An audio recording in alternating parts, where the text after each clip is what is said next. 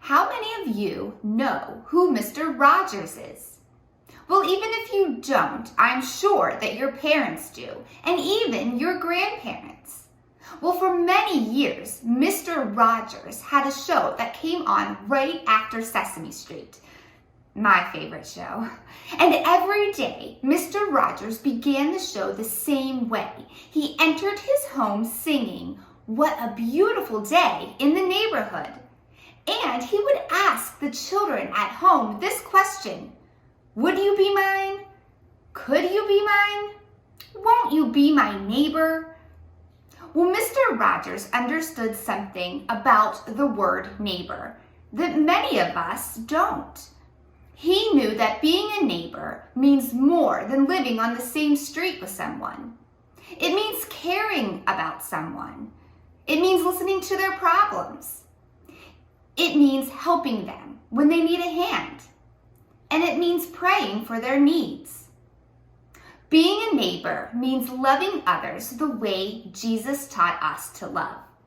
It means anyone can be our neighbor if we are willing to see the things that divide us and show them that they are loved. It means giving ourselves to anyone who is in need. Well, in today's scripture, a man asks Jesus this question: who is my neighbor? And Jesus answers him in a story, a parable, that's as important today as it was when Jesus first told it. It's the parable of the Good Samaritan. Let's take a look together. Our Bible lesson today comes to us from Luke chapter 10. Discuss these questions with your family. How did Jesus answer the question, who is my neighbor? Why was it so shocking that the Samaritan man was the one who helped in this story? Who are our neighbors? What are some things that we can do this week to show love to someone we don't know well? The Good Samaritan, Luke chapter 10. What does love thy neighbor mean? Someone once asked Jesus. Listen, said Jesus, and I will tell you. Then Jesus told this story. There was once a man who was on his way from Jerusalem to Jericho on a lonely stretch of road. Some thieves set upon him. They hit him and they kicked him many times, and they took all his money. Later, a priest happened to pass by.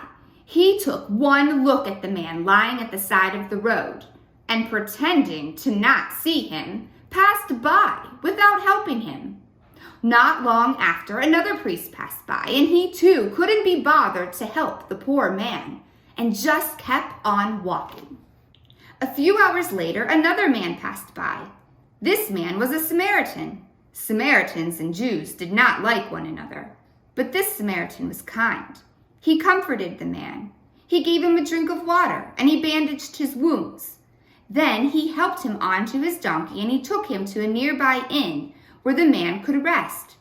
Here's some money, he said to the innkeeper. Please let this man stay until he is well.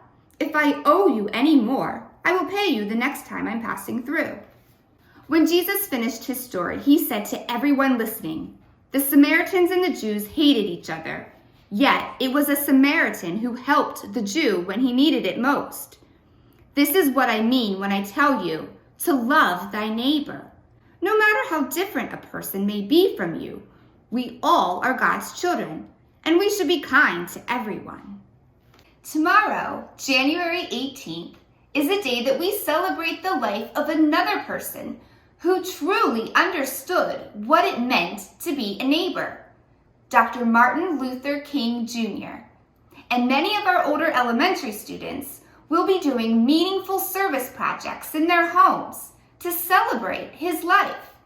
Now, Dr. King is remembered as a hero of the civil rights movement, and he wanted everybody to see themselves as the Good Samaritan. When we see someone down, we help them up. When we see someone crying, we comfort them. When we see someone hungry, we feed them. And when we see someone lonely, we love them. Today, may each of us see the world as our neighborhood so that we can fulfill Dr. King's vision of a future when all of God's children come together and embrace one another as our neighbor. Happy Sunday, friends.